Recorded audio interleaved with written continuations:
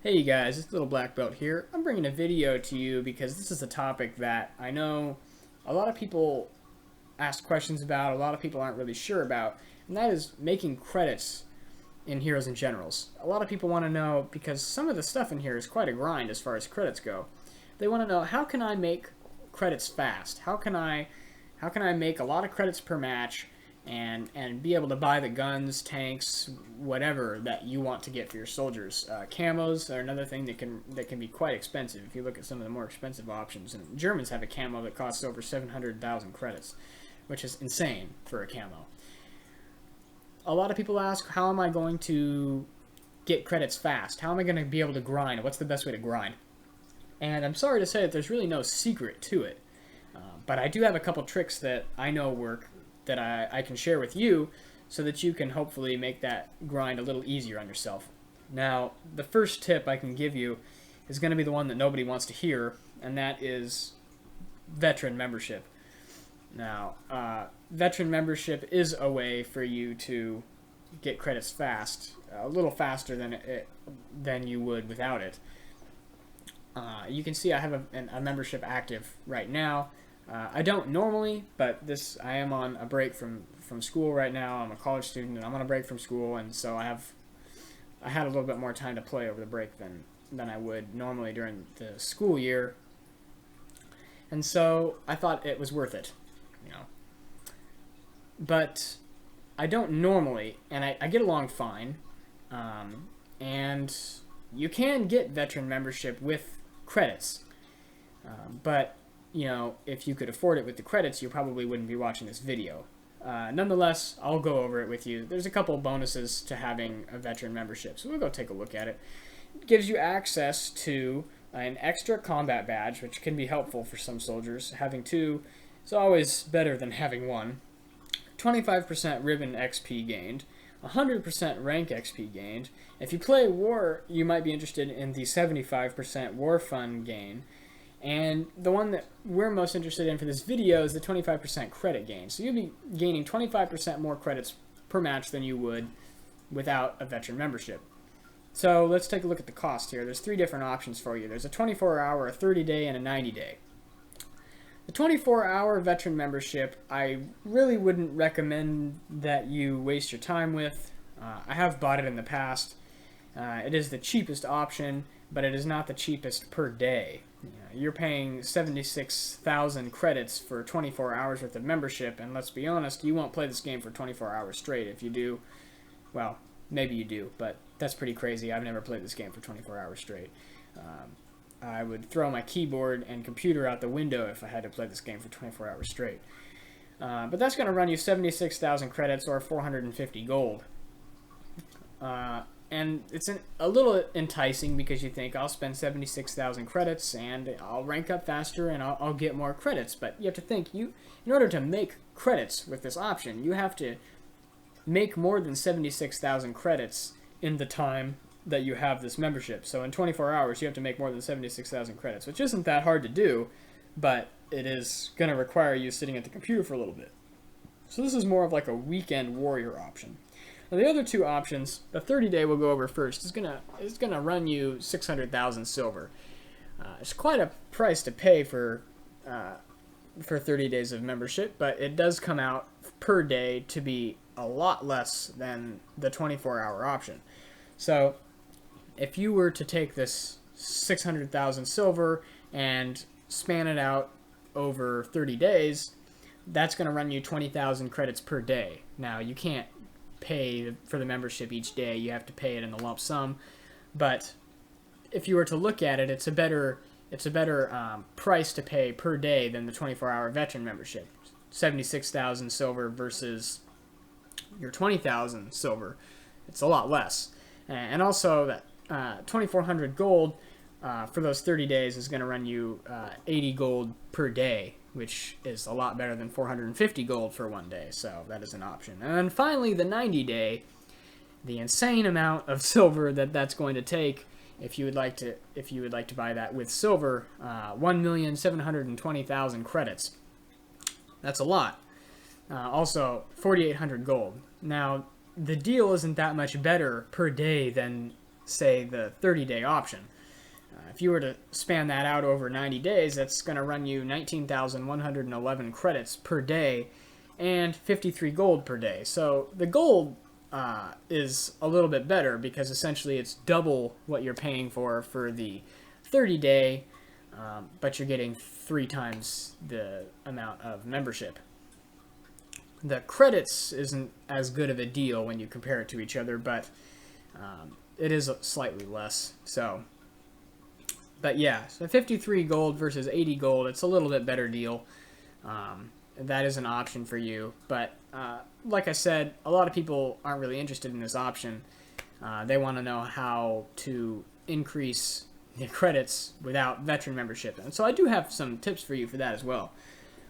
There's sort of a conflict, 2 different views of the kinds of battles that you should do if you'd like to earn credits faster. Some people say do the short battles like encounter mode, a skirmish mode. Do a lot of those. Queue only for those. Don't worry about assault, and you'll make a little bit of money each battle. But say you did that for an hour, they say you'd make more money doing that for an hour than you would doing an assault match that lasted for an hour. The other one is play assault, or better yet, play war, and earn a lot of credits because of the battle length. So you maybe kill a lot of tanks or shoot down some planes with the AA, get a lot of kills, cap a lot of points. Capping points is the probably #1 thing you can do in this game to make money, is to cap a lot of points as an infantry.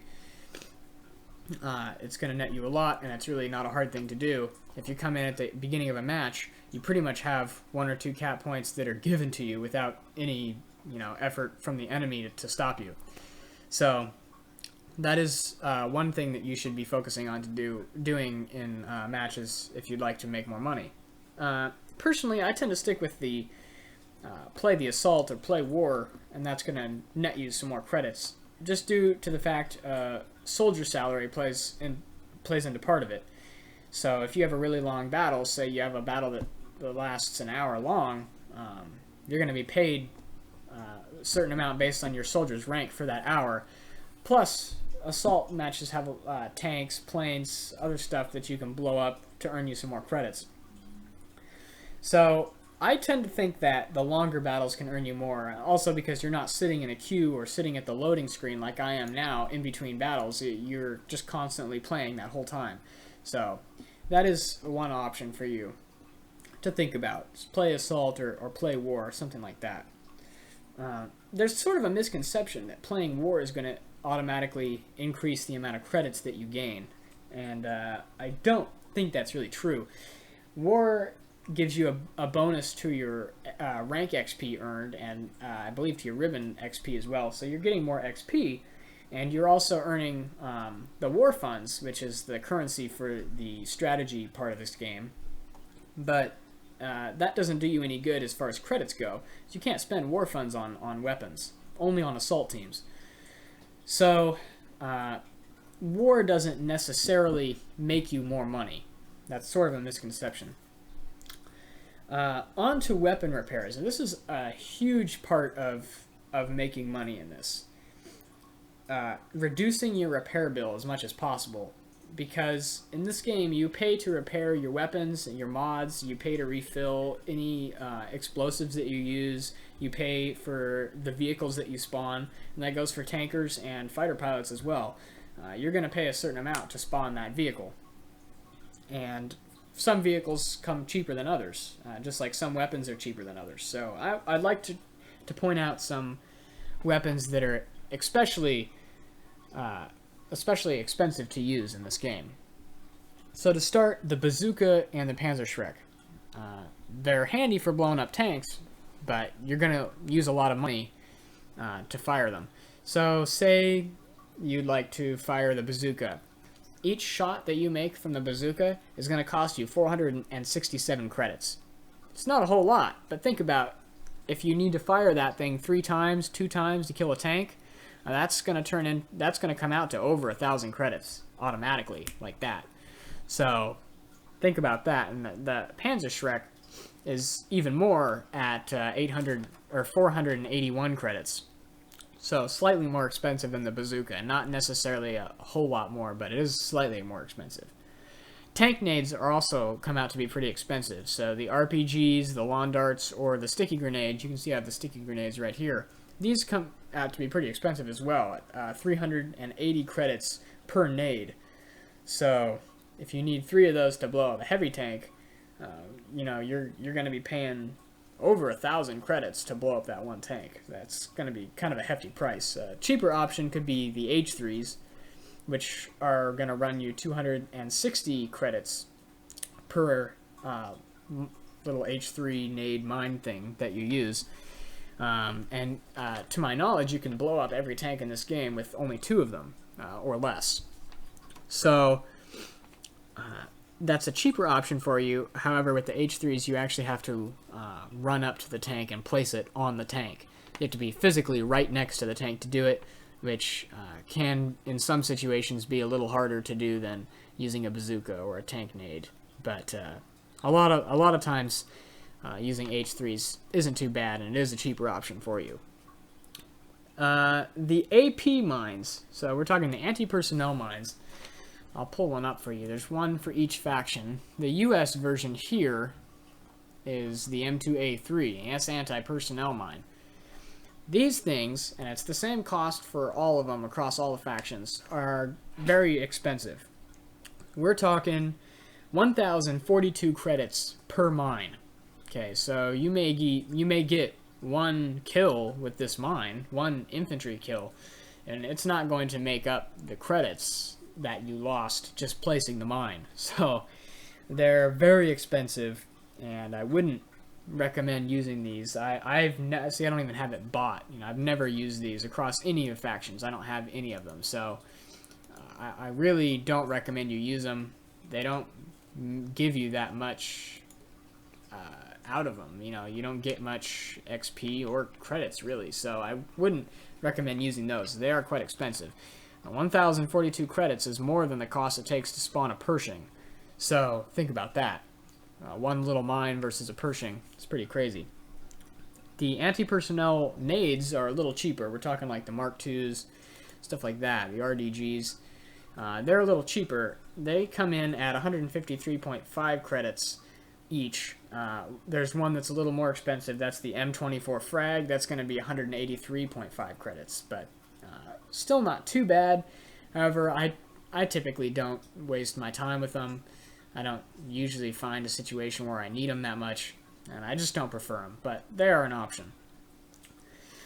Now, the one-hit KO bolt-action rifles are sort of popular right now, and I would refrain from using them if I was you, but I can't tell you what to do. I do have a sniper recon character that does have a one-hit kill bolt-action rifle, but I wouldn't recommend really wasting money on a recon right now or using the infantry bolt-action rifle, because the cheapest build you can get with it, say you just want the Birdie Clay ammo. We're talking on the American side because I have it right in front of me. You want the Birdie Clay ammo. Say we want a scope, we'll do the cheaper one, the M84 T-post. Forget the trigger. We'll need the heavy bolt to get that extra damage, and the Scout 2 barrel if we're doing infantry sniper. All those put together is going to cost you 29.64 credits per shot. Yeah, that's like the cheapest option you can get besides taking the scope off, which is going to decrease that cost a little bit. It's still not going to be that cheap. So if you slap a trigger on there, or you use the more expensive scope, it's going to be even more. So keep that in mind. 29.64 credits per shot is fairly expensive, even though it is a bolt-action rifle. So with the lower rate of fire, not necessarily going to cost you as much, but if you're camping in the church the entire match, shooting and shooting and shooting until you blow all your ammo and you go and get more, just think about that. Each shot you take is going to cost you almost 30 credits. So, but there are some cheaper options. I can run over some cheap weapons, weapons that are pretty cheap to use. For example, the stock assault rifles, like the AVS or STG, are kind of only cost you 0.29 credits per shot. So we're talking just no mods, just to repair the gun. if you want to add a scope to that, the scope itself is going to run you an extra 6.82 credits per shot. So keep that in mind if you like running the scopes, and any mods that you make are going to increase that cost, but most of them are pretty good stock.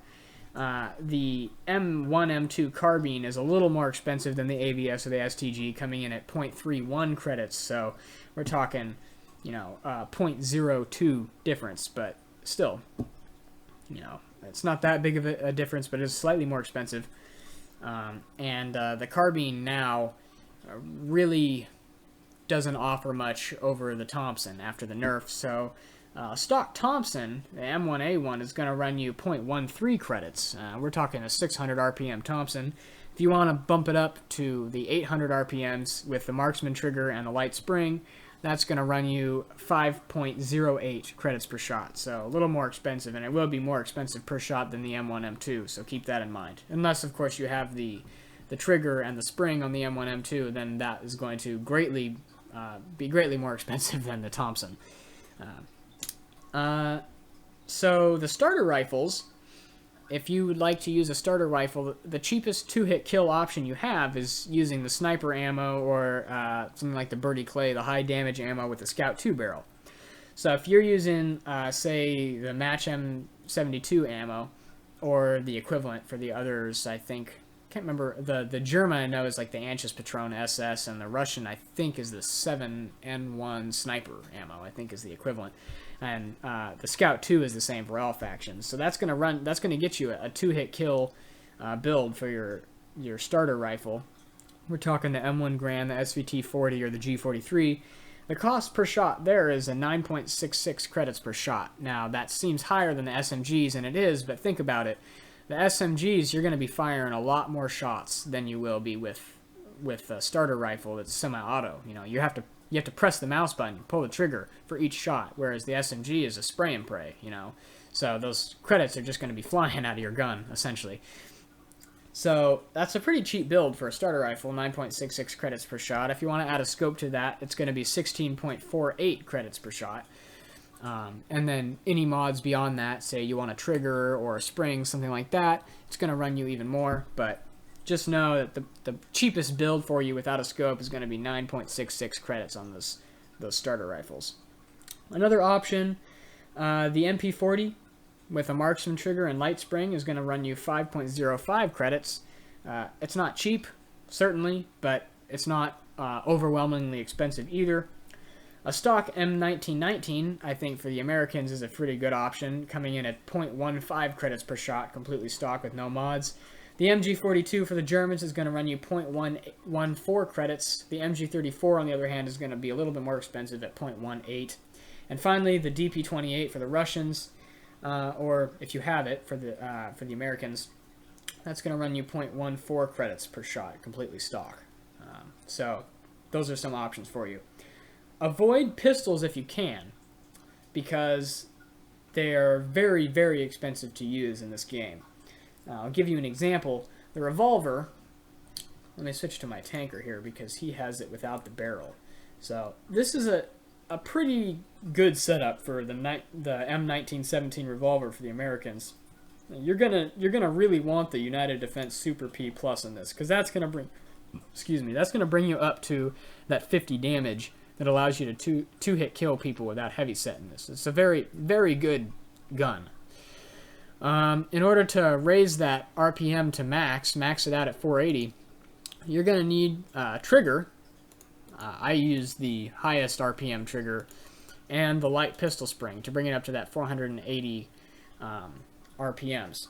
And that build alone, without a sight and without the barrel, is going to run you 28.07 credits per shot. So I would not be running out into a battle with your revolver as your main, because you probably won't be gaining many credits with that build. So I would advise against that. I'm not saying don't use a pistol. I'm saying understand that if you do, you're going to be paying a lot for it. Finally, the vehicle repair costs. Some vehicles in this game are more expensive than others. For example, If you want to spawn an all-terrain vehicle like a Jeep or whatever, I can show you one of these quarter-ton trucks. That's going to run you something around, I can't remember the exact number, it's going to be around 30 credits-ish. And the motorcycle is 3 times more expensive, so you could spawn 3 of these per one of these. So just keep that in mind. If you're spawning a motorcycle, a cheaper option would be to spawn a car. And if you're curious where I'm getting all these numbers, there's a spreadsheet online that I will link in the description that you can take a look at. And you can see what exactly am I paying for the guns that I'm using with the mods that I have. So I highly recommend that you check it out and maybe think about if you find that you're spending a lot per gun for a certain weapon, think about maybe using a cheaper option. So some vehicles that are pretty expensive, the APC, the M3 half-track that the Soviets and the United States use, cost about 387 credits per spawn. So if you spawn a lot of those per match, that can definitely up your repair bill. For tankers, there's a few tanks that you should know, not necessarily to avoid, because usually the more expensive tanks are the better ones. I'm just saying, if you're grinding for credits, they may not be as good of options as some other ones. So some pretty expensive tanks we're looking at here. The M24 Chaffee is the most expensive light tank to spawn and is even more expensive than most of the medium tanks, if not all of the medium tanks, at 716 credits. So you definitely don't want to be running headfirst into battle and getting wrecked in one of these things. You know, play conservatively, if you will, because while the M24 Chaffee is a really, really good tank, the best light tank, I think, it's also the most expensive. So keep that in mind. The EZ8 Sherman is going to run you 701 credits per spawn. It's a very good tank, but at the same time, it's another one that's very expensive. For the heavies, the top tier heavies for each faction, the Tiger 2 is the least expensive at 854 credits per spawn, and by the way, that's still expensive, but it's the least expensive. The IS-2 for the Russians is going to be 971 credits to spawn, and the mighty M26 Pershing is a whopping 1,009 credits per spawn. But like I said, still cheaper than using an AP mine, so keep that in mind. So I just wanted to kind of share with you you know, what are the most expensive things that you're paying for in this game, you know, kind of what stuff to avoid. For the longest time, on this character, before the carbine was nerfed, I was using the scoped carbine with ammo and trigger. And, you know, that's an insane amount of credits you pay to repair that per match because of the high rate of fire. I was running it at 900 RPMs, and with a scope, it's just pumping those rounds out. You rack up a real high repair bill with this thing, so just keep that in mind. There's certain weapons in here that are more expensive than others and some that are less expensive, so I like to roll sometimes with just a stock Thompson, or right now I just have the trigger on, and it's a good gun, you know. And I was playing war pretty much all morning this morning, and it's still competitive, you know, so even without max RPM. So that's an option for you.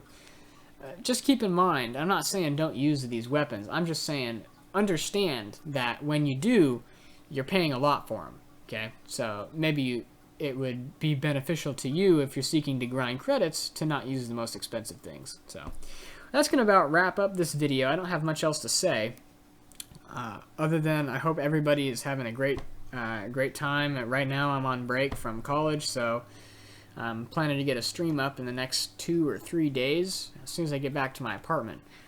But I hope everybody's had a good time. If you see me online, my name is littleblackbelt, just like this. Feel free to send me an invite. I accept them all, so. And my buddy Blue is on right now, I can see, and a couple other guys, so. Yeah, definitely send me a request if you'd like to play with me. I accept them all, so. But anyway, I'd like to thank you for watching, and hopefully you found some use out of this video. I will link that spreadsheet that I mentioned earlier in the description for you to look at. I highly advise that you take a look at it and take a look at, you know, calculate out how much you're spending on your weapons per shot and see if maybe you can find something that's a little cheaper. But anyway, this is Little Black Belt out. I hope you found this video interesting or useful, and I hope that you're having a good day. So I will catch you in the next one, guys. Thanks for watching. I'll see you later.